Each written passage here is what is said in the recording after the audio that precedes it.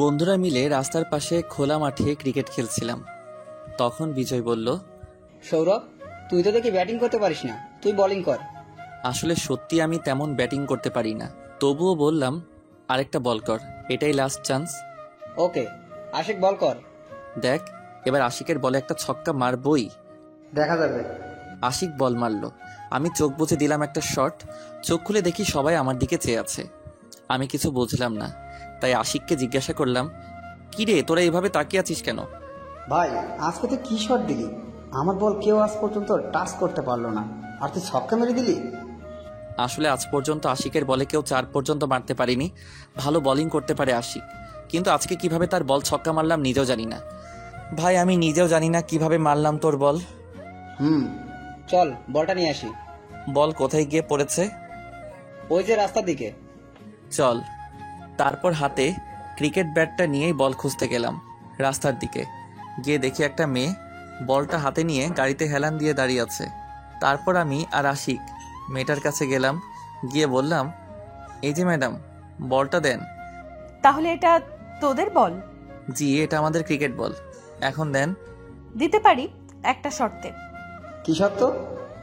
এই গাড়ির গ্লাস ভেঙে গেছে তোদের ক্রিকেট বলটা লেগে, এখন এটা ঠিক করে দিতে হবে, না হলে বল পাবে না। দেখুন, আমরা তো ছোট ছোট ছেলে, আমরা এত টাকা কোথায় পাবো? আর আমরা তো ইচ্ছে করে বলটা এদিকে মারিনি। হয়েছে, আর নাকামো করতে হবে না, এই নে বলটা। আর যেন রাস্তার পাশে এরকম খেলা করতে না দেখি। আমি বলটা হাতে নিয়ে বললাম, ধন্যবাদ। ঠিক আছে, আর এই এলাকার পুলিশ স্টেশনটা কোন দিকে? আমরা তো বললাম আমরা ইচ্ছে করে বলটা মারিনি। ভয় পাস না, আমি কিছু করব না। তাহলে থানায় কেন যাবেন? আমি ট্রান্সফার হয়ে নতুন এসেছি এখানে। তার মানে আপনি পুলিশ?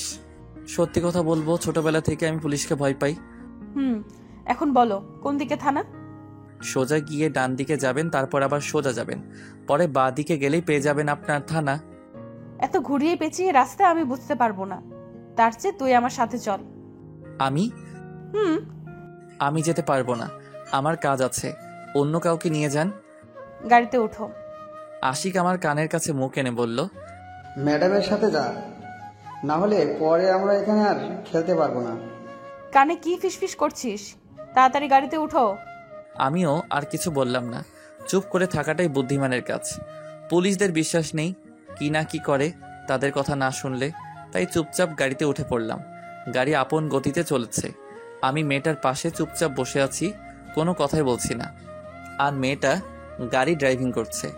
নীরবতা ভেঙে মেয়েটা আমাকে জিজ্ঞেস করলো, এখনো আমাকে ভয় পাচ্ছিস? না, তাহলে চুপচাপ বসে আছিস কেন? এমনি। আচ্ছা, তোর নাম কি? সৌরভ। আর আপনার? মায়া। আচ্ছা, তুই কোন ইয়ারে? মাস্টার্স কমপ্লিট করেছি, এখন বাড়িতেই থাকি। তোর পরিবারে কে কে থাকে? মা, বাবা, বোন আর আমি। ও। এভাবে গল্প করতে করতে থানায় এসে পৌঁছালাম। তারপর আমি গাড়ি থেকে নেমে নিজের বাসার উদ্দেশ্যে হাঁটা ধরলাম। তখন মায়া ডাক দিল আর বলল, আগামীকালকে থানায় আসিস। ঠিক আছে বলে চলে আসলাম সোজা বাসায়। দরজার সামনে এসে কলিং বেল বাজালাম। মা এসে দরজা খুলে দিল। ভিতরে গিয়ে সিঁড়ি দিয়ে রুমের দিকে যাব, তখন বাবা বলল, আজকাল তো দেখি মেয়েদের সাথে ভালোই ঘোরাফেরা হচ্ছে। তেমন কিছু না, আমাদের এলাকার থানায় নতুন এসেছে তো, তাই রাস্তা দেখানোর জন্য আমাকে নিয়ে গেছিল। যা, এখন ফ্রেশ হয়ে আই, একসাথে খাবার খাবো। ওকে বাবা। তারপর রুমে এসে ওয়াশরুম থেকে ফ্রেশ হয়ে এসে খাবার টেবিলে গিয়ে খাবার খেয়ে রুমে এসে একটু ঘুম দিলাম। ঘুম ভাঙলো সন্ধ্যায়। ঘুম থেকে উঠে ফ্রেশ হয়ে রাস্তায় হাঁটতে বেরোলাম। হাঁটতে হাঁটতে বন্ধুদের আড্ডাখানায় চলে এলাম। সেখানে কিছুক্ষণ বন্ধুদের সাথে আড্ডা দিয়ে বাসার দিকে হাঁটা ধরলাম। কিছুক্ষণ যাওয়ার পর দেখি বিকালের মেয়েটা মানে মায়া কয়েকটা ছেলেকে গাড়ির সাথে বেঁধে পেটাচ্ছে। আমি তো দেখে ভয় পেয়ে গেলাম। বিকেলবেলা যখন দেখছি তখন খুব শান্তভাবে কথা বলেছে। আমি মনে করেছিলাম মেয়েটা শান্তশিষ্ট, এখন তো দেখি তার উল্টো। আজকে মাত্র এই থানায় নতুন এলো আর আজকেই পেটানো শুরু করে দিয়েছে। আর সেসব কথা না ভেবে আমি আমার মতো করে রাস্তার অন্য পাশ দিয়ে পকেটে ঢুকিয়ে মাথা নিচু করে যাচ্ছি, আর সেদিকে আর চোখে তাকাচ্ছি। ছেলেগুলোকে দেখে আমার চেনা চেনা মনে হচ্ছে। আরে, এরা তো রাস্তার পাশে দাঁড়িয়ে থাকা বখাটে বা লুচ্চা ছেলে। মানে কলেজের মেয়েরা যখন রাস্তা দিয়ে যায় তখন রাস্তার পাশে দাঁড়িয়ে মেয়েদের ডিস্টার্ব করে বা খারাপ খারাপ কথা বলে। কদিন আগে আমাদের হাতেও মাইর খাইছে বিজয়ের বোনকে ডিস্টার্ব করার জন্য। মনে হয় আজকেও এরকম করেছিল, তাই উত্তম মধ্যম দিচ্ছে। একসময় চোখ পড়ল মেয়েটার উপর, মানে মায়ার দিকে। বাব্বা, মেয়েটার কি শক্তি! একজন পুরুষের শক্তির সমান হবে। ছেলেগুলোকে এমনভাবে পেটাচ্ছে মনে হচ্ছে হসপিটালে যাওয়া ছাড়া উপায় নেই। আর ছেলেগুলো ব্যথায় ছুটে বলছে, ম্যাডাম জীবনে আর এরকম কাজ করব না, এবারের মতো ক্ষমা করে দেন। এবারের মতো ক্ষমা করে দিব, কিন্তু এই এলাকায় যেন আর না দেখি। মায়া একজন কনস্টেবলকে ডেকে বলল, এদেরকে হসপিটালে নিয়ে যাও। তারপর কনস্টেবল ছেলেদের হাতে পায়ে বাঁধা রশি খুলে গাড়িতে উঠিয়ে হসপিটালে নিয়ে চলে গেল। এতক্ষণ দাঁড়িয়েছিলাম, যখন হাঁটা দিব কি জানি কি মনে করে মায়া এদিকে তাকালো আর আমাকে দেখতে পেয়ে ডাক দিল, এই তুই সৌরভ না? এদিকে আয়। আমি মায়ার কথা শুনে ভয় পেয়ে যেই দৌড় দিতে যাব, কিছু একটার সাথে বাড়ি খেয়ে মাটিতে পড়ে গেলাম। যখন উঠতে যাব তখন চোখে সর্ষে ফুল দেখছি, পরে আর কিছু মনে নাই। যখন আমার জ্ঞান ফিরল তখন নিজেকে একটা রুমের মধ্যে আবিষ্কার করলাম। আমি উঠতে চেষ্টা করছি কিন্তু পারছি না, মাথাটা কেমন যেন ভার ভার লাগছে। তবুও কোনো মতে উঠে বসলাম। কপালে হাত বুলিয়ে দেখি পুরো কপালে ব্যান্ডেজ লাগানো, গলাও শুকিয়ে যাচ্ছে। কোনো মতে দাঁড়িয়ে চৌকিটা ধরে অন্য পাশে টেবিলের উপর রাখা পানির জগটার কাছে গেলাম। সেখানে রাখা চেয়ারটার উপর একটা হাত দিয়ে ভর করে আর অন্য হাত দিয়ে জগ থেকে গ্লাসে পানি ঢেলে পানি খেয়ে নিলাম। এখন মাথাটা কেমন যেন বেশি ভার মনে হচ্ছে আর চোখটা যেন কেমন গুলিয়ে যাচ্ছে। তখন দরজা খোলার শব্দ শুনে ভয় পেয়ে দরজার দিকে তাকালাম। চোখ দুটো কেমন ঘোলা ঘোলা, স্পষ্ট করে দেখা যাচ্ছে না, কিন্তু মুখটা চেনা চেনা লাগছে। তাই জিজ্ঞেস করলাম, কে আপনি? আর আমার দিকে এভাবে এগিয়ে কথাগুলো শেষ করে বলার আগেই আমি আবার জ্ঞান হারিয়ে ফেললাম। যখন আমার জ্ঞান ফিরল দেখি মায়ার কোলে আমি মাথা রেখে শুয়ে আছি আর মায়া আমার চুলগুলো বিলি কেটে দিচ্ছে। তা দেখে আমি ওঠার চেষ্টা করছি দেখে মায়া আমাকে বলল, উঠতে হবে না, শুয়ে থাক। তবুও আমি ওঠার চেষ্টা করছি আর মায়াকে বললাম, মায়া ম্যাডাম আমি বাড়িতে যাব। বলছি না চুপচাপ শুয়ে থাক। আমার জন্য মা বাবা বোনরা চিন্তা করবে, আমাকে এখন যেতে হবে। তোর কোথাও যেতে হবে না, আর আমি তোর ফোন বাড়িতে জানিয়ে দিয়েছি। কি বলেছেন? বলেছি তুই আজকে একজন ফ্রেন্ডের বাসায় থেকে যাবি। ও, মনে মনে ভাবছি মেয়েটার বুদ্ধি আছে, এখানে যে আছি সেটা বলেনি। কি ভাবছিস? কিছু না। তুই চুপচাপ শুয়ে থাক, আমি তোর জন্য খাবার নিয়ে আসছি।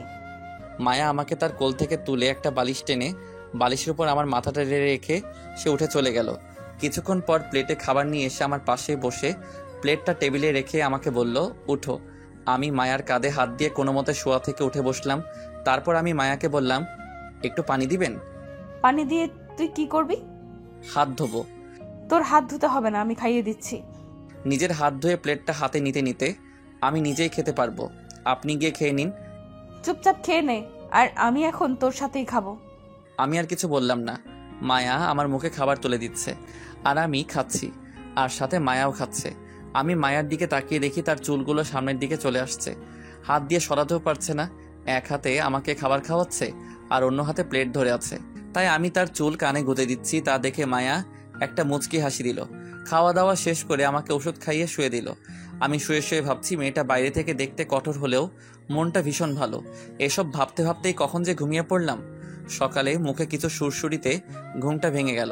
চোখ খুলে দেখি মায়ার চুলগুলো বাতাসের কারণে আমার মুখের উপর পড়ছে, আর মায়া মনের সুখে আমার বুকে মাথা রেখে ঘুমাচ্ছে। আমার কিছুটা হলেও তার জন্য কষ্ট লাগলো, কারণ আমি যদি না থাকতাম তাহলে মেয়েটা আরামে তার সুন্দর বিছানায় শুতে পারত। মাথা তুলে দেখি মাথা ব্যথা কিছু হলেও কমেছে। তাই আমি মায়াকে একপাশে সরিয়ে উঠে তাকে কোলে নিয়ে উঠিয়ে বিছানায় শুয়ে দিলাম, যেন এক রূপকথার পরই ঘুমিয়ে আছে। একদম বাচ্চার মতো লাগছে ঘুমন্ত অবস্থায় তাকে। অজান্তেই মায়ার কপালে একটা চুমু দিয়ে দিলাম। তারপর একটা কাগজে লিখলাম, সাহায্য করার জন্য ধন্যবাদ। কাগজটা টেবিলের উপর রেখে আমি চলে আসলাম। মায়ার বাসা থেকে বের হয়ে রাস্তা দিয়ে হাঁটছিলাম, তখন হঠাৎ মাথাটা ঝিমঝিম করে উঠল। প্রচণ্ড ব্যথা শুরু হয়ে গেল। এখন তো রিক্সাও পাওয়া যাবে না এই ভোর সকালে, তাই কোনো উপায় না পেয়ে আশিককে ফোন দিলাম। কিছুক্ষণ রিং হওয়ার পর আশিক ফোন তুলল। হ্যাঁ বল। একটা সমস্যায় পড়েছি, একটু তাড়াতাড়ি আয়।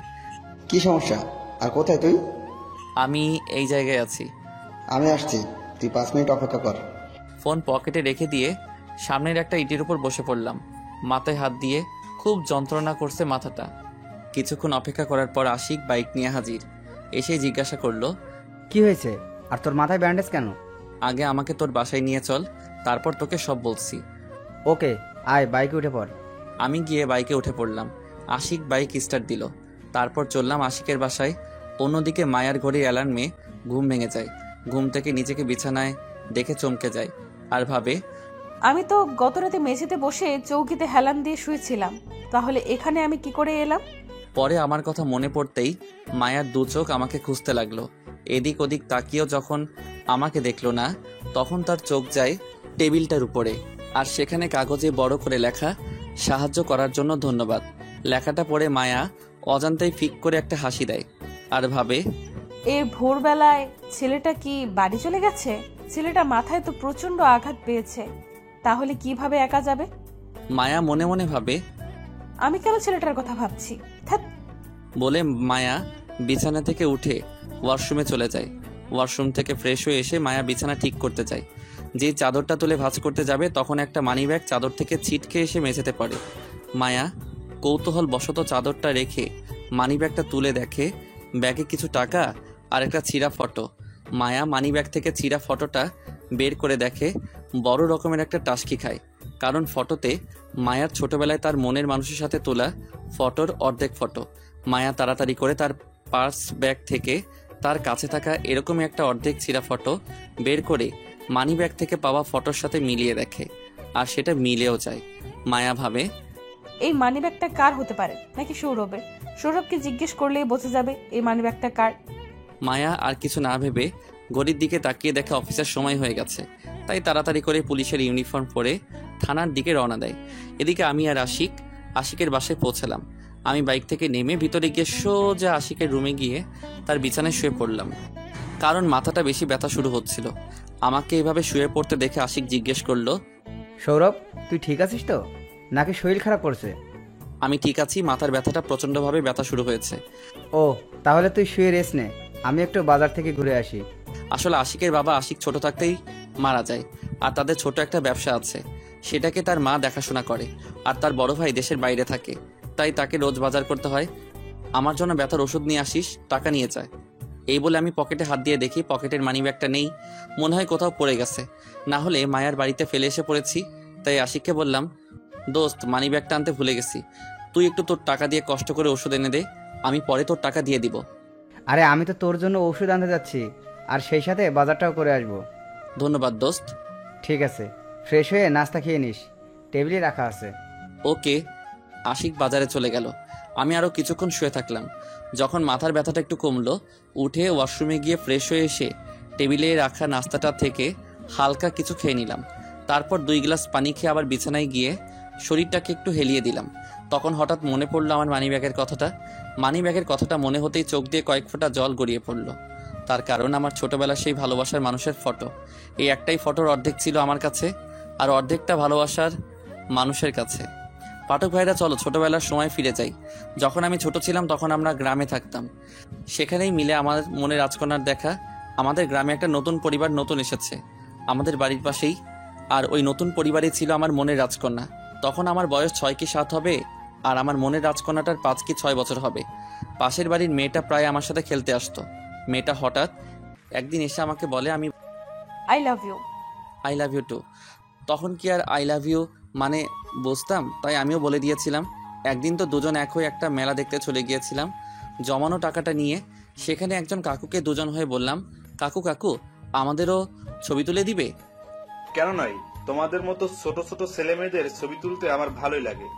তাহলে ছবি তুলে আমাদেরকে একটা ছবি দিয়ে দিবে? তাহলে চলো আমার সাথে আমার দোকানে। তারপরে কাকুর সাথে কাকুর দোকানে গিয়ে ছবি তুলে কাকু আমাদেরকে একটা ছবি দিয়ে দিল খামে ভরে। সেটা নিয়ে আমরা খেলতে খেলতে আবার বাড়িতে চলে আসি, আর ছবিটা আমার কাছেই আমি রাখলাম। একদিন শহর থেকে খবর আসলো নানু মারা গেছে, সবাই যাওয়ার জন্য তৈরি হচ্ছে। তখন আমি মাকে জিজ্ঞাসা করলাম, মা মা মা আমরা কি এখানে আর থাকবো না? দেখ বাবা, আমাদেরকে এখন থেকে শহরে থাকতে হবে, কারণ তোমার নানি যে সেখানে একা হয়ে যাবে, তাই আমরা সেখানেই তোমার নানির সাথে থাকবো। তোমরা চলে যাও, আমি সেখানে যাব না। দেখ বাবা, এরকম করে না, তাছাড়া এখানে আমরা মাঝে মাঝে বেড়াতে আসবো। তাহলে আমি যাব। এই তো আমার ছেলে। তারপর আমি আমার আর তার ছবিটা নিয়ে তার বাড়িতে গেলাম। দেখি সে তাদের বাগানে খেলছিল। আমি তার কাছে গিয়ে বললাম, আমরা চলে যাচ্ছি, আর এখানে আসবো না। তখন সে কান্না করে বলে, সেখানে গেলে আমাকে ভুলে যাবে না তো? তার জন্য এই ছবির অর্ধেক তুমি রাখো আর অর্ধেক আমার কাছে থাকবে। তারপর ছবিটা ছিঁড়ে আমার ছবিটা তার কাছে আর তার ছবিটা আমার কাছে রাখলো। যখন আমরা শহরে চলে যাচ্ছিলাম তখন সে খুব কান্না করেছিল, আমিও করেছিলাম। যখন আমি বড় হতে লাগলাম বুঝতে পারতে লাগলাম তাকে আমি ভালোবেসে ফেলেছি। পরে যখন আমি বড় হয়ে তাকে নিতে গ্রামে আসলাম, এসে শুনি তারা নাকি এখান থেকে চলে গেছে। সেদিন আমি খুব কেঁদেছিলাম তার জন্য। তারপর থেকে আমি তার ছবি নিয়ে বেঁচে আছি। যাক, এখন বর্তমানে আসি। শুয়ে শুয়ে ছবিটার কথা ভাবছি আর চোখের জল ফেলছি। ছবিটা আমি হারিয়ে ফেললাম না তো? তখন মনে পড়লো মায়ার কথা। সেখানে মনে ছবিটা পড়েছে। আমাকে সেখানে তাড়াতাড়ি যেতে হবে। যেই উঠে দরজা খুলে সামনে তাকিয়ে আমি অবাক, কারণ দরজার সামনে মায়া দাঁড়িয়ে আছে আর মায়ার পিছনে দেখি আশিক দাঁড়িয়ে আছে। আমি মায়াকে জিজ্ঞেস করলাম, ম্যাডাম আপনি এখানে? তুই চলে আসবি কেন এত সকালে? আর আমাকে বলার প্রয়োজন মনে করলি না? আপনি ঘুমাচ্ছিলেন তাই আর ডাকিনি। তুই দরজায় দাঁড়িয়ে আছিস কেন? ভেতরে যেতে দিবি না? ও, আমি তো ভুলেই গেছিলাম। মায়া রুমের ভিতরে গিয়ে একটা চেয়ারে বসে আর আমি আশিককে গিয়ে আস্তে করে জিজ্ঞেস করি, কোথা থেকে নিয়ে আসলি? বাজারে দেখা হয়েছিল আর আমাকে জিজ্ঞেস করে সৌরভ কোথায়, দেখেছি কিনা। তাই আমি বললাম সৌরভ তো আমাদের বাড়িতেই আছে। তারপর তো আমার সাথেই এলো। ও, ওখানে কি ফিসফিস করছিস তোরা? কিছু না। তাহলে এদিকে আয়। তখন আশিক বলল, তোরা গল্প কর, আমি বাজারগুলো দিয়ে আসি। বাজার থেকে সোজা রুমে এসেছিল তাই। এই বলে আশিক নিচে চলে গেল। আমি বিছানায় গিয়ে বসলাম। তখন মায়া জিজ্ঞাসা করলো, ওষুধ খেয়েছিস? না। মাথা ব্যথা কি কমেছে? কিছুটা কমেছে। এই নে, ওষুধগুলো খেয়ে নে। মিথ্যে বললাম, অথচ ব্যথা এখনো আছে। তার পার্শ্ব ব্যাগ থেকে কিছু ট্যাবলেট বের করে আমার হাতে দিতে দিতে আমিও কিছু বললাম না, কারণ মাথা ব্যথাটা বেড়েই চলেছে। তাই ট্যাবলেটগুলো নিয়ে খেয়ে নিলাম। তারপর মায়াকে বললাম, ধন্যবাদ। কিসের জন্য? এত কিছু সাহায্য করার জন্য। আর এই নাও মানি ব্যাগ। পার্স থেকে বের করে আমার হাতে দিয়ে, কোথায় পেলেন এটা? আমার বাড়িতে তোর পকেট থেকে পড়ে গিয়েছিল মনে হয়, তাই দিতে এলাম। জানেন, এই মানি ব্যাগটাই আমি খুঁজতে যাচ্ছিলাম। আপনারা তার আগে চলে এলেন। তা কি আছে এই মানি ব্যাগে যে এই হারিয়ে যাওয়া ব্যাগটা খুঁজেছিস? আমার ছোটবেলার ভালোবাসা। এই মানি ব্যাগে আমার মনে রাজকন্যার ছবি আছে, কিন্তু সে ছোটবেলায় হারিয়ে গিয়েছে। তাই তার এই ছবিটা নিয়েই বেঁচে আছি। আমি তো তোমার মনের রাজকন্যা। কিছু বললেন? কিছু না। তাহলে এখন আমি যাই, থানায় যেতে হবে তো। আর তোর নাম্বারটা দে। ফোন নাম্বার দিয়ে কি করবেন? রাতে ফোন দিব। ও, এই নেন 0194। তারপর মায়া চলে গেল আর আমি একটু ঘুমানোর চেষ্টা করছি। কি করব, মাথা ব্যথায় ঘুমিয়ে আসছে না। কিছুক্ষণ পর আশিক রুমে এলো আর বলল, আঙ্কেল আন্টি ফোন করেছিল। কি বলেছি পরে? বলেছি সৌরভ আমার বাসায় আছে আর বিকেলে বাড়ি চলে যাবে। খুব ভালো করেছিস। আর মেয়েটা কেন এসেছিল? আমি তারপর আশিককে শুরু থেকে শেষ পর্যন্ত বললাম। এসব শুনে আশিক আমার দিকে হা করে তাকিয়ে আছে। এইভাবে তাকিয়ে থাকিস না, মুখে মাছি ঢুকে যাবে। এসব কিছু হয়ে গেল আর আমাকে কিছু বললি না? সময় পাইনি। এখন একটু রেস্ট নে, বিকেলে চলে যাবি না। আচ্ছা। তারপর আমি ওষুধ খেয়ে শুয়ে পড়লাম। ঘুম ভাঙলো আশিকের ডাকে। সৌরভ, এই সৌরভ, উঠে পড়, অনেক বেলা হলো, খাবার খেয়ে নে। আমি উঠে ফ্রেশ হয়ে খাবার খেয়ে নিলাম। মাথাটার ব্যথা কমে গেছে এখন। তাই আশিককে বললাম, দোস্ত তুই না থাকলে কি যে হতো। থ্যাঙ্কস দোস্ত। কমেছে মাথা ব্যথাটা? কমে গেছে দোস্ত। এখন বাড়ি চলে যাই, পরে আবার মা বাবারা আমার জন্য চিন্তা করবে। চল, আমি তোকে বাইকে করে বাসায় দিয়ে আসি। ঠিক আছে। তারপর আমি আশিকের সাথে বাইকে করে বাসায় চলে এলাম। আমি বাইক থেকে নেমে আশিককে বললাম, ভিতরে আয়, চা খেয়ে যাবি? না দোস্ত, আজকে থাক, অন্য একদিন আসবো, তুই এখন রেস্ট নে। এই বলে আশিক চলে গেল। বাসার দরজার কাছে গিয়ে কলিং বেল বাজালাম। মা এসে দরজা খুলে দিল আর আমাকে দেখে জিজ্ঞেস করলো, তোর মাথায় কি হয়েছে? ব্যান্ডেজ কেন? তেমন কিছু না, ওই একটু পড়ে গিয়ে কেটে গেছে। দেখে চলতে পারিস না? আয় ভেতরে আয়। আমি ভিতরে গিয়ে ওয়াশরুম থেকে ফ্রেশ হয়ে নিলাম। তারপর রুমে গিয়ে বিছানায় শরীরটা একটু এলিয়ে দিলাম আর হাতে ফোনটা নিয়ে একটু ফেসবুকে ঢুকলাম। অনেক দিন ধরে ফেসবুকে ঢোকা হয় নাই। নোটিফিকেশন চেক করছিলাম, তখন দেখি আমার ছবিতে কেউ কমেন্ট করেছে। আইডির নাম ছোটবেলার ভালোবাসা। কমেন্ট বক্সে ঢুকে দেখি ওই আইডি থেকে লিখেছে, সো সুইট জানু। আমি তো দেখে অবাক, এটা আবার কে হতে পারে যে আমাকে জানু বলছে। আইডির প্রোফাইল চেক করে দেখি আইডিটা কোনো মেয়ের আইডি। আমি রিপ্লাই দিলাম, কে আপনার জানো? আর আপনি কি আমাকে চিনেন নাকি? এটা লিখেই ফেসবুক থেকে বের হয়ে গেলাম। শুয়ে শুয়ে ছোটবেলার আমার মনের রাজকন্যার ছবিটা মানিব্যাগ থেকে বের করে দেখছিলাম। তখন মা আমার রুমে এসে বলল, খেতে আয়। আমি ছবিটা হাতে নিয়ে বললাম, মা আমি আশিকদের ওখানে খেয়ে এসেছি। ও, আরেকটা কথা, সন্ধে একটু বাজারে যেতে পারবি? তুমি বাজারের লিস্টটা রেডি করে রেখো। ওকে। তারপর মা চলে গেল। আমি আবার আমার মনের রাজকন্যাটার ছবির দিকে তাকিয়ে ভাবছি, কোথায় হারিয়ে গেলে তুমি? তোমাকে আমি কিভাবে খুঁজবো? এসব ভাবতেই চোখ থেকে কয়েক ফোঁটা জল গড়িয়ে পড়ল। তখন পাশে থাকা ফোনটা বেজে উঠল। ফোনটা তুলে দেখে অচেনা নাম্বার, তাই রিসিভ করলাম না। বারবার কল করছে, তাই বাধ্য হয়ে কলটা রিসিভ করলাম। হ্যালো সৌরভ, জি, আপনি কে? আর আমাকে কিভাবে চেনেন? আমি মায়া। এবার চিনতে পারছিস? কেন ফোন করেছেন? কি করছিস এখন? শুয়ে আছি। আপনি? এখনো থানায় আছি। ভাত খেয়েছিস? আপনি? আর শোন, আগামীকাল সকালে থানায় আসিস। কেন? আমি কি কিছু করেছি? না, তোকে একটু দরকার আছে। ঠিক আছে। এই বলে ফোনটা কেটে দিলাম। তারপর হাতে থাকা ছবিটা আমার মানিব্যাগে রেখে বিছানা থেকে উঠে ফ্রেশ হয়ে ড্রয়িং রুমে গেলাম। দেখি মা একা বসে বসে টিভি দেখছে। আমি মাকে জিজ্ঞাসা করলাম, মা বাবা কোথাও গেছে নাকি? মনে হয় পাশের বাড়িতে গেছে কিছু বই আনার জন্য। ও, মা একটু খাবার বেড়ে দাও তো, খিদা লাগতেছে। তুই বস, আমি খাবার নিয়ে আসছি। মা বসা থেকে উঠে খাবার টেবিলে গিয়ে প্লেটে খাবার বেড়ে আনলো। আমার পাশে বসে আমার মুখের দিকে খাবার তুলে বলল, খেয়ে নে। আমিও ভালো ছেলের মতো খেতে লাগলাম। মা ভাত খাওয়াচ্ছে আর আমি খাচ্ছি। আসলে জানেন পাঠক ভাইরা, মায়ের মতো করে কেউ আপনাকে ভালোবাসবে না। সব সময় সন্তানের ভালো মন্দ সব দিক থেকেই খেয়াল রাখে। আপনি যখন কোনো গোপন কিছু মায়ের সামনে লুকাবেন, মা ঠিক সেটা বুঝে ফেলবে। আর আপনার চেহারা দেখে বুঝে ফেলবে আপনি কষ্টে আছেন নাকি ভালো। শুধু মায়েরাই বুঝে সন্তানদের কষ্ট। এর জন্যই বলি, মায়েদের মন সবার থেকে আলাদা। যাক, এবার গল্পে আসি। আমার চোখ দিয়ে জল গড়িয়ে পড়ল। তাদেরকে দেখে মা জিজ্ঞেস করলো, কাঁদছিস কেন? তোমার মতো কেউ হয় না মা। এই পৃথিবীতে তুমি সবসময় সন্তানের পাশে থাকো।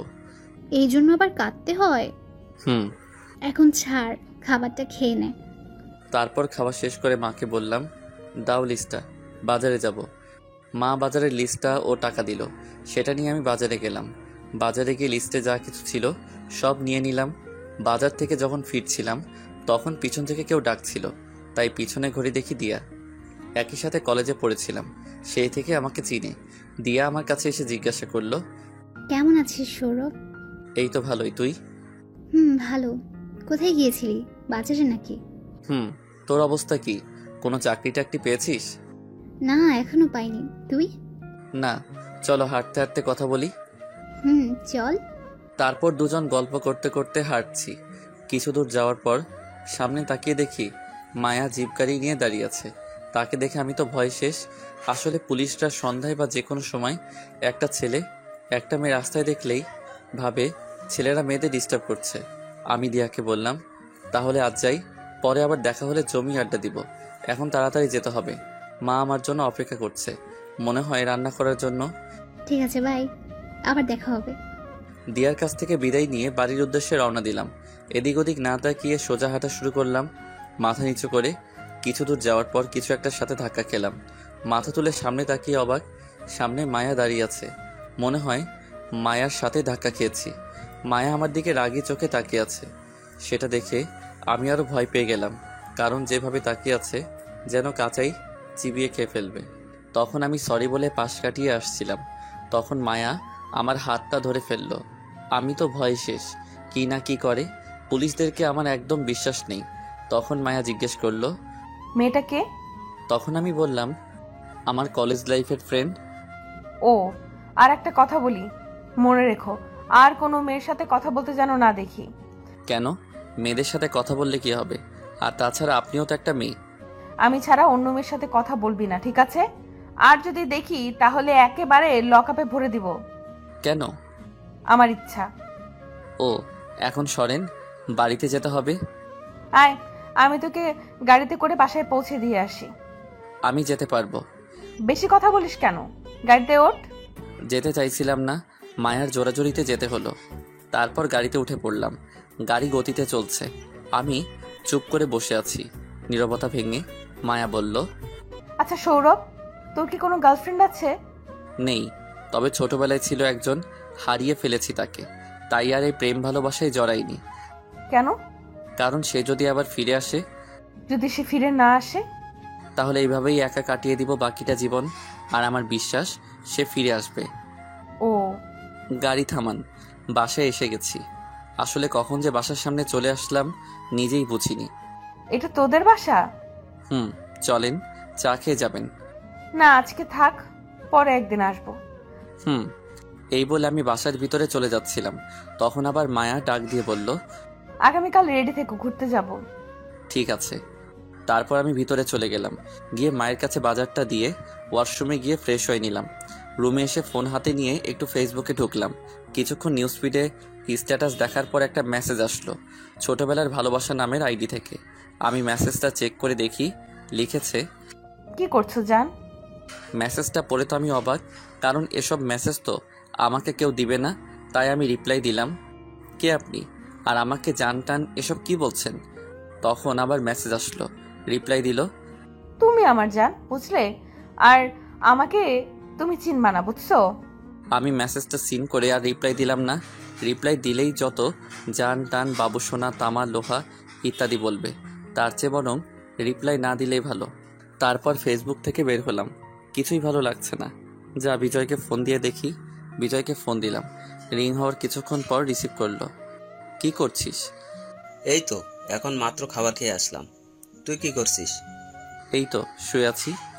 শোন, আগামীকালকে জনি মামার দোকানে চলে আসিস, কথা আছে। ঠিক আছে, আশিকদেরও বলে দিস।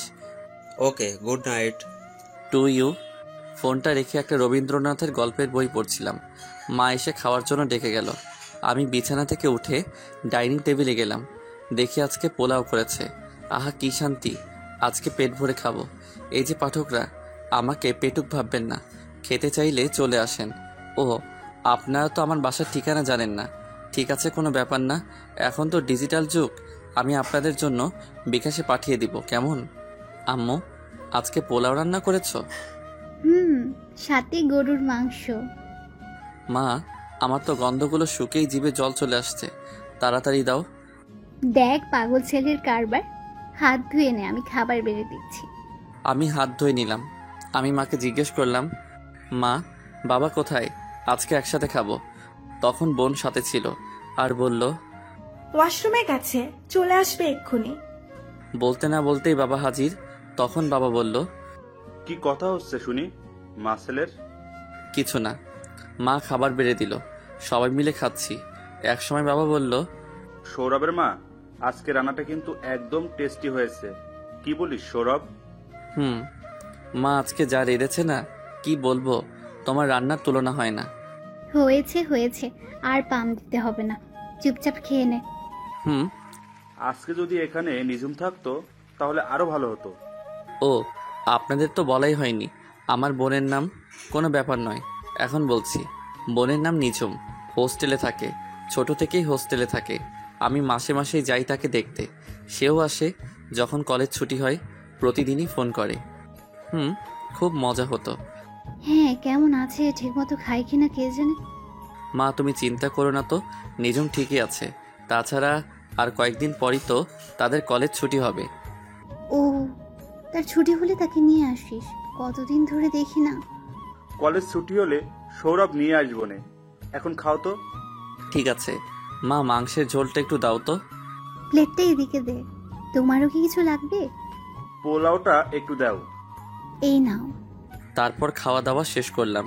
শেষ করে ড্রয়িং রুমে এসে সোফায় বসলাম, টিভি দেখতে লাগলাম। টিভিতে সিআইডি দেখছি, আমার ভালোই লাগে। আর মাঝে মাঝে পোগো চ্যানেলে একটা কার্টুন হয়, টিটো, খুব মজার একটা। ছোট ছেলের মাথায় এত বুদ্ধি। তবে এখন সিআইডি দেখছি। যখন নিঝুম আসে তখন আর এসব দেখা হয় না, কারণ রিমোট তার কাছে থাকে। আর আপনারা জানেনই তো, মেয়েদের সিরিয়াল দেখা নেশা। কি কি চ্যানেল জানি আছে, ও মনে পড়েছে, স্টার জলসা, কালার্স বাংলা, জি টিভি। আমার তো মাঝে মাঝে ইচ্ছা এই চ্যানেলটা কেন যে দিয়েছে, যারা দিয়েছে তাদেরকে গিয়ে ধরে পুষটাই। কি একটা চ্যানেল, দিন নাই রাত নাই সিরিয়াল চলে। কিছুক্ষণ টিভি দেখার পর রুমে গেলাম, খুব ঘুম পাচ্ছিল। রুমে গিয়ে ফোনটা হাতে নিয়ে দেখি মায়া ফোন দিয়েছে। আমি কল ব্যাক করতে যাব, তখন আবার কল আসলো। রিসিভ করলাম। হ্যালো, আপনি যে নাম্বারে ফোন করেছেন তা এখন ব্যস্ত আছে। আজকে মনটা ফুরফুরে, তাই একটু মজা করে বললাম। তাছাড়াও আজকে কেন জানি তার সাথে মজা করতে মন চাচ্ছে। মজা করবি না আমার সাথে। কেন, আপনি কি পাগল যে আপনার সাথে মজা করব? এটা আমি কি বললাম? জিভে কামড় কাটলাম। কি, তুই আমাকে পাগল বললি? এই যা, এ তো দেখি রেগে যাচ্ছে। এখন কি করি? পুলিশ তো পাগলই, সারাদিন অন্যের পিছনে দৌড়ায়। এই যা, কি বলতে গিয়ে কি বলে ফেলেছি। কি বললি তুই? অন্যের পেছনে সারাদিন দৌড়ায়, তাই না? এখন থেকে তোর পেছনে লেগে থাকবো। না মানে আমি বলতেছিলাম পুলিশরা আসামিদের পিছনেই দৌড়ায়। এখন পাম মারা হচ্ছে। পাম কেন মারতে যাব? আগামীকাল থেকে তোর পেছনেই লাগবো, দেখে নিস। আমি তো মজা টুট টুট করে ফোনটা কেটে দিল। একরাশ ভয় নিয়ে শুয়ে পড়লাম, কারণ যেভাবে রেগে কথা বলছে, আগামীকাল কি না কি করে। আগামীকাল সত্যি কি আমার পিছনে লাগবে? যদি লাগে আমার তো জীবনটাই তামা তামা হয়ে যাবে। এসব ভাবতে ভাবতে ঘুমিয়ে পড়লাম। সকালে মায়ের ডাকে ঘুম ভেঙে গেল। ঘুম থেকে উঠে ফ্রেশ হয়ে হালকা কিছু নাস্তা করে বিজয়ের সাথে দেখা করতে গেলাম। বাসা থেকে বের হয়ে রাস্তা দিয়ে যাচ্ছি, তখন দেখি মায়া জিপ নিয়ে দাঁড়িয়ে আছে। আমি দেখেও না দেখার মতো করে চলে আসলাম। কিছু দূর যাওয়ার পর পিছনে তাকিয়ে দেখি মায়া জিপ নিয়ে আমার পিছনেই আসছে। মনে মনে ভাবছি, সত্যি মনে হয় আমার পিছনে লাগছে। গতকাল কেন যে ওই কথা বলতে গেলাম, শালা এখন নিজের কথাই নিজে ফেঁসে গেছি। আমি সেদিকে পাত্তা না দিয়ে আমার গন্তব্যের দিকে এগিয়ে চলছি। আমি বিজয়ের দেওয়ার ঠিকানায় গেলাম, দেখি আশিকরাও এসেছে। আমি তাদের জিজ্ঞেস করলাম, কি কেন ডেকেছিস সেখানে? না মানে তোদের একটু হেল্প দরকার, তাই তোদের এখানে ডেকেছি। কিসের জন্য হেল্প লাগবে তোর আবার? নাকি কোনো সমস্যায় পড়েছিস? না তেমন কিছু না, শুধু ওই আর কি। কি ওই করছিস, ভালো করে বল। না মানে আমি একটা মেয়েকে ভালোবাসি, কিন্তু মেয়েটা জানে না, তো তাকে কিভাবে আমার ভালোবাসার কথা বলবো। আরে মামা, তুই আবার কোন মেয়ে প্রেমে পড়লি? ওই যে আমাদের কলেজের প্রিন্সিপালের মেয়ে আছে না, সে। আরে তুই প্রিয়ার কথা বলছিস? হুম। আর কোনো মেয়ে পেলি না তুই? তাকেই তোর পছন্দ হলো? আসলে মেয়েটা আমাদের সাথেই পড়তো একই কলেজে। আর একটা বিষয়, মেয়েটা প্রিন্সিপালের মেয়ে। মেয়েটা খুব ভালো, কিন্তু ওই প্রিন্সিপালটাই যত খিটখিটে স্বভাবের, আর রাগীও বটে। একবার তো প্রিয়াকে কে যেন ডিস্টার্ব করেছিল। ছেলেটাকে একেবারে কলেজ থেকে বের করে দিয়েছে। ছেলেটা হাতে পায়ে ধরেও ছাড় পেল না। যাক, সেসব কথা পরে গল্পে আসি। মনে হয় বেচারা মরা শখ হয়েছে। এই বলে সবাই হেসে দিল। আমি বললাম, এই তোরা থাম, কিভাবে বিজয়কে হেল্প করা যায় চিন্তা কর। আমার কথা শুনে সবাই চুপ হয়ে গেল। তখন আশিক বলল, আমার মাথায় একটা বুদ্ধি এসেছে। কি? বলে ফেল দেখি। যখন প্রিয়া এই রাস্তা দিয়ে যায় তখন সামনে গিয়ে বলে দিবি, আমি তোকে ভালোবাসি। আইডিয়াটা কেমন দিলাম? ভালোই দিয়েছিস। হঠাৎ চোখ গেল রাস্তার দিকে, দেখি প্রিয়া আর তার বান্ধবীদের সাথে কোথায় যেন যাচ্ছে। তা দেখে আমি বিজয়কে বললাম, বিজয় দেখ সামনে। কি? প্রিয়া। কোথায়? ওই যে সামনে। তারপর বিজয় সামনে তাকিয়ে প্রিয়াকে দেখে, তারপর আমাকে বলে, সৌরভ গিয়ে বলে দে না আমি যে তাকে ভালোবাসি। তুই ভালোবাসিস আর আমি গিয়ে বলবো আমি পারবো না, তুই যা। জানা দোস্ত, তুই যা চাইবি তাই দিব, প্লিজ দোস্ত। ঠিক আছে, কিন্তু যা চাইবো দিতে হবে কিন্তু। ওকে। তারপর আমি প্রিয়ার কাছে গেলাম। আমাকে দেখে প্রিয়া জিজ্ঞেস করলো, আরে শৌফিক, কেমন আছিস? ভালোই, তুই? ভালো। কোথাও যাচ্ছিস নাকি? বান্ধবীদের সাথে একটু ঘুরতে বেরিয়েছি। ও প্রিয়া, তোর সাথে কিছু কথা ছিল, একটু সাইডে আয় তো। তার বান্ধবীদের থেকে কিছু দূরে এসে বলল, কি বলবি বল। আসলে হয়েছে কি, বিজয় নাকি তোকে ভালোবাসে। এই কথাটা বিজয় বলতে বলল, তাই তোকে বললাম। তাই নাকি? সে কোথায়? ওইদিকে। এই, তোরা এখানে একটু থাক, আমি আসছি। তারপর আমাকে সাথে নিয়ে বিজয়ের কাছে গেল। রাস্তা পার হওয়ার সময় কিছু দূরে দেখি মায়া গাড়ি নিয়ে দাঁড়িয়ে আছে, আর আমার দিকে রাগী চোখে তাকিয়ে আছে। কি জানি কেন এরকম ভাবে তাকিয়ে আছে, কে জানে। অবশেষে রাস্তা পার হলাম। প্রিয়া বিজয়ের কাছে গিয়ে একটা ঠাস করে চড় মারলো। আমরা তো দেখে অবাক, কেন চড় মারলো। আর এদিকে বেচারা বিজয় গালে হাত দিয়ে প্রিয়াকে জিজ্ঞেস করলো, মারলে কেন? কেন বাবু, ভালো লাগেনি? না। ওই শালা, তুই আমাকে ভালোবাসিস, তুই নিজে না গিয়ে অন্যকে পাঠাস কেন? তো কি করব, তোর বাবার ভয়েই তো বলতে পারি নাই। ভয় পেলে আমাকে ভালোবাসতে পারবি? না। এবার আমাকে প্রপোজ কর দেখি। প্রিয়ার কথা শুনে বিজয় অবাক হয়ে বলল, তার মানে তুমি আমাকে ভালোবাসো? কলেজ থেকেই।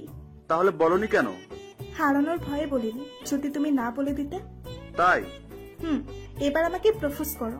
তারপর বিজয় হাঁটু গেড়ে প্রিয়াকে প্রপোজ করে। প্রিয়াও বিজয়ের হাত ধরে তুলে জড়িয়ে ধরে। তখনই প্রিয়ার বান্ধবীরা এসে বলে, আমরাও এখানে আছি কিন্তু। এই বিজয়, এখন কিন্তু যা চাইবো তাই দিতে হবে। কি চাস বল? বেশি কিছু না, ওই পোলাও আর বিরিয়ানি খাওয়ালেই হবে সবাইকে। তাহলে আগামীকাল সকালে চলে আসিস আশিকদের নিয়ে আমার বাড়িতে। আন্টি রান্না কতদিন ধরে খাই না।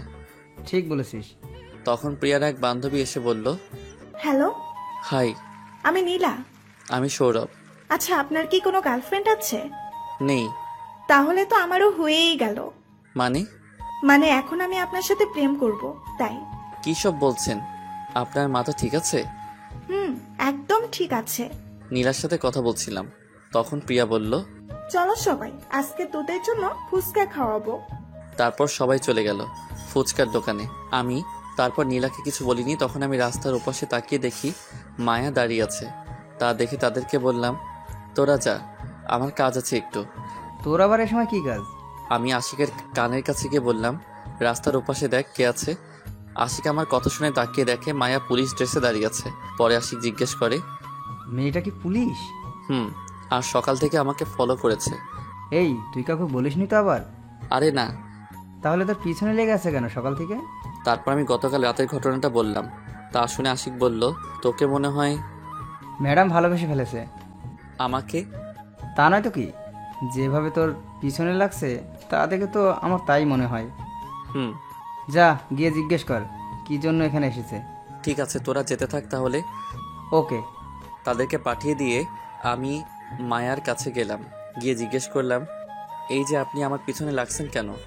গতকাল রাতে তুমিই তো বলছিলা পুলিশরা শুধু শুধু মানুষের পেছনে দৌড়ায়, তাই আজ থেকে তোমার পেছনে লেগেছি। আচ্ছা, আপনি কি আমাকে ভালো টালোবাসেন নাকি? তা বলতেও পারো, কিন্তু কেন?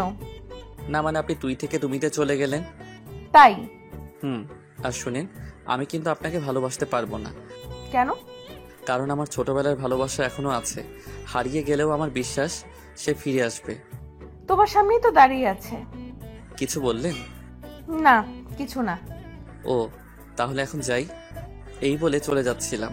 তখন মায়া বলে উঠল, কোথায় যাচ্ছ? নাকি ওই ডাইনি মেটার কাছে যাবে? কেন, কোনো সমস্যা আছে আপনার? হ্যাঁ, আমার অনেক সমস্যা, কারণ আমি তোমাকে ভালোবাসি। কখন থেকে? যেদিন তুমি মাথায় আঘাত পেয়েছিলে সেদিন থেকেই। ও, তোমাকেও আমাকে ভালোবাসতে হবে। পারবো না। কি বললাম? কই কিছু না তো। এখন চলো। কোথায়? প্রেম করতে। আমি যাব না। তোমাকে যেতেই হবে। এই বলে আমাকে টেনে গাড়িতে উঠালো। আমি আর কিছু বললাম না। যেভাবে রেগে আছে এখন। মায়া গাড়ি চালাচ্ছে আর আমি চুপ করে বসে আছি। কিছু দূর যাওয়ার পর মায়া গাড়িটা পার্কের সামনে থামালো। মায়া গাড়ি থেকে নেমে বলল, নামো। আমিও চুপচাপ গাড়ি থেকে নেমে পড়লাম। তারপর দুজনে পার্কের ভিতরে গেলাম। পার্কের ভিতরে গিয়ে একটা বেঞ্চে বসলাম। চুপচাপ বসে আছি। আমি আশেপাশে তাকিয়ে দেখি একজন আরেকজনকে কিস করছে। তা দেখে আমি বুঝে গেলাম এটা প্রেম করার জায়গা। কিছুক্ষণ পর মায়া নরম সুরে বলল, সৌরভ, তুমি কি আমাকে সত্যিই ভালোবাসতে পারবে না? না। কেন? নাকি তোমার ছোটবেলার ভালোবাসাকে ভুলতে পারছো না? ধরে নাও তোমার ভালোবাসা এসে গেছে। মানে? আমি জানি তোমার ছোটবেলার ভালোবাসা কে, যার ছবি আজও তুমি মানি ব্যাগে নিয়ে ঘুরো। কি ঠিক বললাম তো? মায়ের কথা শুনে আমি অবাক হয়ে গেলাম, কারণ সে কিভাবে জানলো এসব বিষয়ে। তাই অবাক হয়ে মায়াকে জিজ্ঞাসা করলাম, আপনি এসব জানেন কিভাবে?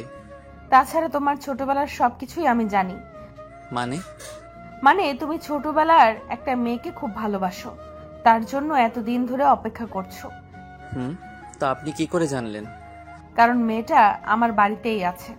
তাড়াতাড়ি চলেন, আসলে প্রিয় মানুষটাকে দেখতে মনটা খুবই ছটফট করছে। কোথায়? আপনার বাড়িতে। ও, চলো। তারপর মায়ের সাথে করে পার্ক থেকে মায়ার বাড়িতে চললাম। মায়ার বাড়িতে পৌঁছে আমি গাড়ি থেকে নেমে তাড়াতাড়ি মায়ার বাসার ভিতরে গেলাম।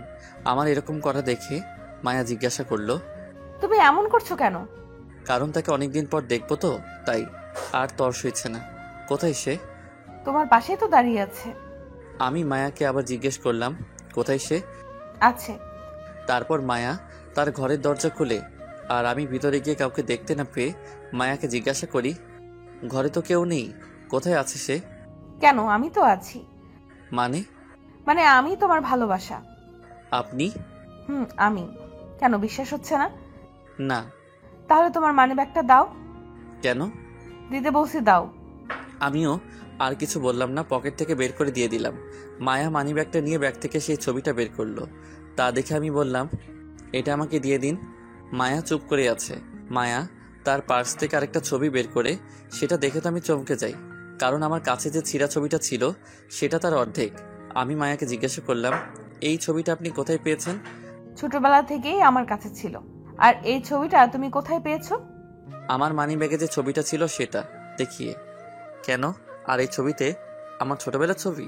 মায়া আর কিছু না বলে সোজা এসে আমাকে জড়িয়ে ধরলো। আমি তো অবাকের পর অবাক হচ্ছি, কেন এমন করছে মায়া? আর ছবিটার অর্ধেক অংশটাও তার কাছে। তাহলে কি মায়া আমার? না, আর কিছু ভাবতে পারছি না। এদিকে মায়া আমাকে জড়িয়ে ধরে আছে। ছাড়াতে চেষ্টা করছি, কিন্তু কোনো মতে ছাড়াতে পারছি না। মায়া বলছে, এরকম করছো কেন? জানো তোমার জন্য আমি কতটা অপেক্ষা করেছি? আর নয়। কি সব বলছেন? ঠিকই বলছি। আর তুমি মনে হয় আমাকে এখনো বিশ্বাস করতে পারছো না। তাহলে এই দেখো। আমাকে ছেড়ে দিয়ে তার শার্টের হাতা তুলে আমাকে দেখিয়ে, আমি তো দেখে বিশ্বাসই করতে পারছি না। এটা কি করে সম্ভব? তার হাতে এই অক্ষরের একটা ট্যাটু আঁকা। তা দেখে আমি বুঝে গেলাম এটা সেই মানুষটাই। যখন আমরা ছোটবেলায় স্কুলে যেতাম, তখন বড় ভাইদের হাতের ট্যাটু দেখে আমাদেরও ইচ্ছা হয়েছিল হাতে ট্যাটু আঁকতে। তারপর একদিন আমরা এক বড় ভাইয়ের কাছে গিয়ে হাতে ট্যাটু লিখে আঁকি। আমার নামের প্রথম অক্ষর এস তার হাতে, আর তার নামের এম অক্ষর আমার হাতে আঁকি। যাক, এখন বর্তমানে আসি। আমি মায়াকে কিছু বলার আগেই মায়া বলে উঠল, তোমার হাতেও কিন্তু এম অক্ষরের ট্যাটু আছে। আমি এখন আরো নিশ্চিন্ত হলাম, কারণ আমার হাতে যে ট্যাটু আছে সেটা আমি আর সে ছাড়া কেউ জানতো না। আমি কোনো কথা না বলে মায়াকে গিয়ে জড়িয়ে ধরে কান্না করে দিলাম। এই কান্না কষ্টের কান্না নয়, আনন্দের কান্না। আমাকে কান্না করতে দেখে মায়া বলল, এই একদম কান্না করবে না, তাহলে কিন্তু আমিও খেতে দেব। তাহলে কাছে থেকেও আমাকে বলনি কেন? তুমি আমার সেই তুমি। বলতে চেষ্টা করেছি কিন্তু পারিনি। আর ফেসবুকে যে আইডি থেকে তোমাকে মেসেজ দিত, সেই মেসেজটাও আমিই দিতাম। অনেক ভালোবাসি তোমাকে। ভালোবাসবে তো আমাকে? কি বলো? আমিও তোমাকে অনেক অনেক ভালোবাসি, তাই তো আজ পর্যন্ত কোনো মেয়ের প্রস্তাবে রাজি হইনি। তুমি আসবে বলেই। কি? তোমাকে মেয়েরা প্রেমের প্রস্তাব দিত? কিন্তু আমি রাজি হইনি। আজকেও একটা মেয়ে আমাকে কথাটা বলার আগেই মায়া বলল, ওই ডাইনিটা বলেছিল তো? যারা যারা আমার বরকে প্রেমের প্রস্তাব দিয়েছে তাদের এক একটাকে তো আমি হাজতে ভরবো। আমি মুচকি মুচকি হাসি দিয়ে তার দিকে তাকিয়ে আছি। রাগলে তার গাল দুটো কেমন যেন লাল হয়ে যায়, আর তাকে দেখতেও তখন খুব সুন্দর লাগে। আমার হাসি দেখে মায়া জিজ্ঞেস করলো, এই তুমি হাসছো কেন? না মানে এই যে তুমি বর বললে তাই। এই কারণে তুমি হাসছো? তাছাড়া তুমি তো আমার বরই হবে, তাই না? হব? আমি তো বিয়ে করে ফেলেছি, তাহলে কিভাবে তোমার বর হব? তো তুমি বিয়ে করেছো? এই যা, মনে হয় কান্না করে দিবে। আমি তাকে কাছে টেনে এনে বললাম, তুমি কান্না করছো কেন?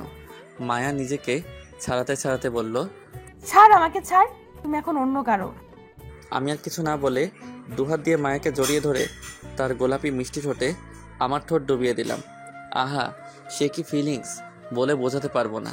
এদিকে মায়া ছুটার জন্য আমার বুকে কিল ঘুষি দিতে লাগলো। আমিও কি ছাড়ার পাত্র? অবশেষে না পেরে চুপ করে রইল।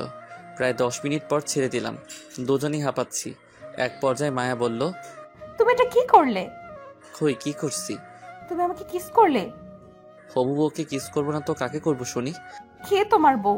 আর তুমি তো বিয়ে করেছো, তোমার বউকে গিয়ে কিস করো, আমাকে করছো কেন? আমি তাকে শক্ত করে জড়িয়ে ধরে বললাম, আমি তো শুধু তোমাকে রাগানোর জন্য মিথ্যে বলেছিলাম, আর তুমি সেই সিরিয়াসভাবে নিলে। তোমাকে ছাড়া আমি কি কাউকে বিয়ে করতে পারি? আমাকে রাগাতে খুব ভালো লাগে, তাই না? তোমাকে রাখতে দেখলে খুব সুন্দর লাগে। তাই? হুম। খুব ভালোবাসবে তো আমায়? অনেক অনেক ভালোবাসবো। এভাবে আমাদের হারিয়ে যাওয়া প্রেম ফিরে এলো, আর আমাদের প্রেম শুরু হয়ে গেল 1 মাস পর। আজ আমার আর মায়ার বিয়ে। বিয়েটা পারিবারিকভাবেই হচ্ছে। 2 পরিবারের খুশিতেই আমাদের বিয়ে হচ্ছে। ছেলেপুলেরা দৌড়াদৌড়ি করছে। আমি বসে আছি আমার রুমে। সকাল থেকে মায়াকে দেখেনি, তাই তাকে দেখতে মনটা ছটফট করছে। কি করব বল, ভাবিরা তার কাছে যেতেই দেয় না। কিছুক্ষণ পর বাবা রুমে এসে আমাকে ডাক দিয়ে গেল।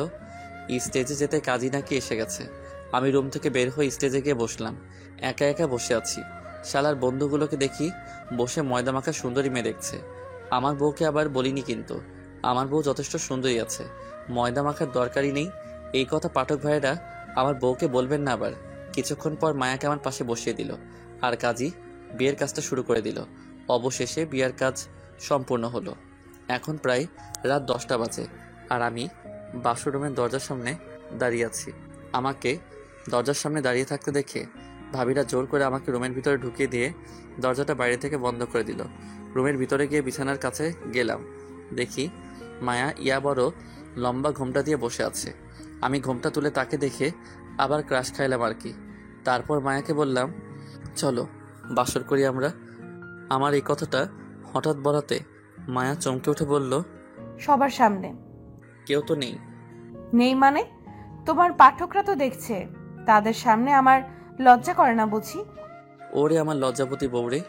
এই যে পাঠক ভাইয়েরা, আপনারা এখন আসতে পারেন। অনেক পড়েছেন, অন্য একদিন পড়ে নেবেন। এখন দেখছেন না আমার লজ্জাপতি বউটা কত কত লজ্জা পাচ্ছে। এই আমি পাঠকদেরকে তাড়িয়ে দিয়েছি, এখন তো শুরু করি। লাইটটা অফ করে দাও। তারপর লাইট অফ, দুজনে মিলে এখন বাসর করতে হবে। এই পাঠক ভাইরা, এখন আপনারা জাননি আপনাদের মা বাবা আপনাদের জন্য চিন্তা করবে তো। এইভাবেই শুরু হলো এই গল্পের আমাদের সুখের সংসার জীবন। ভালোভাবে যেন কাটে তাদের এই সুখের জীবনটা। আজ এখানেই শেষ করছি এই গল্পের এই পর্ব। দেখা হবে আবার কোনো গল্প নিয়ে। ধন্যবাদ সবাইকে আমাদের পাশে থাকার জন্য।